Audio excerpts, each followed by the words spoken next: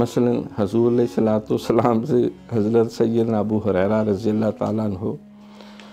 جو سرکار کے بڑے ہی پیارے صحابی تھے، بزرگ بھی تھے اور سرکار سے بے پناہ محبت بھی تھی۔ ویسے بلیوں کی محبت کی وجہ سے نام عبد الرحمن تھا، تو سرکار نے کہا انت ابو ہریرہ، تو بلیوں کا باپ ہے، تو وہ اسی پھر نام سے زیادہ مشہور ہوگی، جیسے حضرت علی پاک ابو تراب، مٹی کا باپ۔ تو انہوں نے بھی عرض کیا حضور میرا دل چاہتا ہے کہ میں آپ کی حدیثیں لکھوں،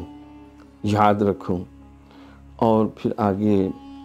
صحابہ کا تک اور ان لوگوں تک پہنچاؤں جو براہ راست اس سے مستفید نہیں ہو سکے۔ تو کچھ آپ اس کے لیے میری رہنمائی کریں، دعا فرمائیں۔ تو حضور علیہ الصلوۃ والسلام نے دعا بھی فرمائی اور یقیناً دم بھی کیا۔ اور بعض یہ بھی روایات ہے کہ آپ نے اپنے چادر یا جولی آگے کرو تو اس کے اندر بظاہر اس طرح چلو بھر کے ڈالے، تو فرماتے ہیں کہ سرکار کی اس دعا یا توجہ یا وہ چلو ڈالنے کا اثر یہ ہوا کہ مجھے بھولی ہوئی باتیں جو ہیں وہ بھی یاد آ گئی، اور پھر جب میں ایک دفعہ سرکار سے کوئی بات سن لیتا تھا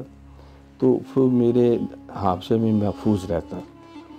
اور مرتے دم تک اللہ نے میرا حافظہ قوی اور مضبوط رکھا۔